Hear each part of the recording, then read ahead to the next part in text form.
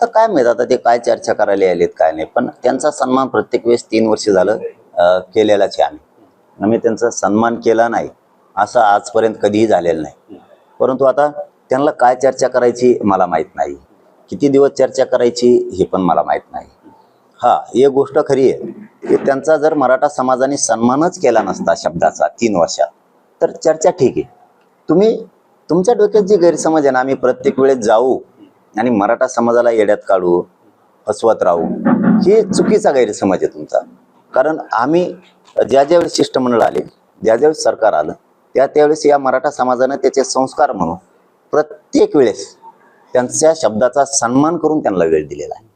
परंतु तुम्ही वारंवार येणार आणि काय म्हणणार काय, हे बघा, तुम्हाला तुमची लाज वाटली पाहिजे की आपण 3 वर्ष झालं या समाजाच्या 58 लाख नोंदी आहेत, सरकारी दस्तावेज म्हणजे गॅजेट आहेत, आपण देत नाहीत, काय बोलायचं बरं तिथं जाऊन? असं थोडं सुद्धा मनाला तुमच्या वाईट वाटत नाही? ज्या समाजानं तुम्हाला सत्तेवरती बसवलं त्याला किती येड्यात काढणार?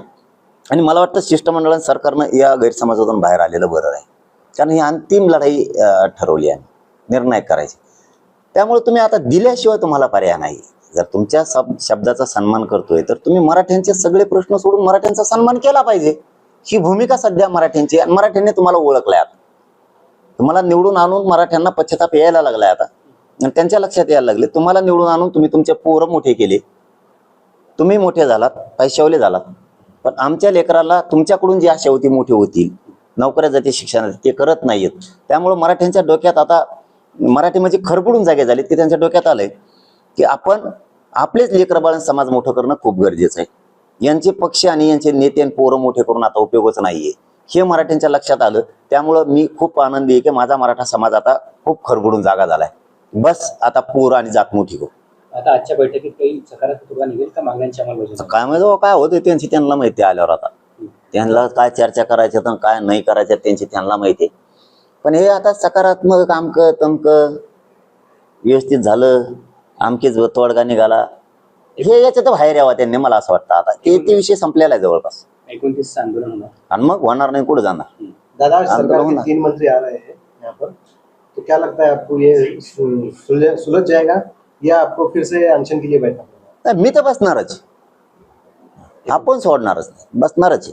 मी 3 वर्ष मी आणि माझ्या मराठा समाजाने यांचा सन्मान केलेला, कधीही यांना मोकळ्या हाताने वापस जाऊ दिलं. सरकार, कायदा आणि संविधानाच्या पदावर बसलेल्या व्यक्तीचा सन्मान म्हणून प्रत्येक वेळेस शब्दाचा त्यांचा सन्मान केलाय. प्रत्येक वेळेस त्यांना खाली मान घालू दिली नाही. त्यांनाच आता मनाने लाज वाटायला पाहिजे की आपण इतक्या वेळेस यांनी मराठ्यांनी आपल्याला वेळ दिलाय, आपणच मराठ्यांची प्रतिष्ठा कमी करायला मान खाली घालायची वेळ आली मराठ्याला आपल्यामुळं, हे त्यांनी मनाने म्हणायला पाहिजे. आणि मराठ्यांचा सगळे विषय देऊन सन्मान केला पाहिजे. आम्ही त्यांना दुसऱ्याचं काय मागतो का? आमचं मागतोय आम्ही, ते देत नाहीत. काय चर्चा करणार आहेत बुवा तुम्ही? पण ठीक आहे, येऊ द्या ना, काय अडचण. अगर आज समझौता नहीं हुआ, अगर आपके बीच में अगर कोई अच्छी बात नहीं होणारच नाही समझौता, तो क्या रहेगा आपका आखिरी? ते निर्णायक आंदोलन आता मराठ्यांनी ठरवलंय. हे शेवटचं आंदोलन असेल. हो, हे मराठ्यांनी ठरवलंय. आता सुट्टी नाही, आणि जे व्हायचं असेल ते होऊ दे ना, आम्ही तयार आहेत. होऊ दे, काय व्हायचं, कोणात किती दम आहे ना बघायचं आम्हाला. पण आता अंतरवाली में रहेगा मुंबई? अंतरवाली मुंबईचं पण सांगता येत नाही. जर सरकारने काही डाव टाकला रे बाबा, मुंबईकडे मराठी निघले म्हणून समजायचं, आणि ते रोखत नसते, त्यांच्या बापाला रोखत नाहीत. किती आहे म्हणा तू यात किती ताकद आहे काय तेही कळत.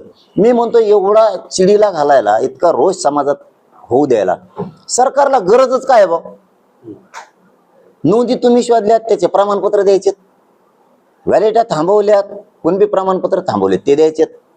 स्वातंत्र्यपूर्व काळातले सरकारी दस्तावेज सगळे गॅजेटियर ते द्यायचे, व्याज परतावे द्यायचे. तुम्हीच आता ओबीसीचा JR काढलाय, त्या सवलती लागू करायच्यात. सगळे विषय तुमच्या हातातले. का तुम्ही रोष निर्माण करताय?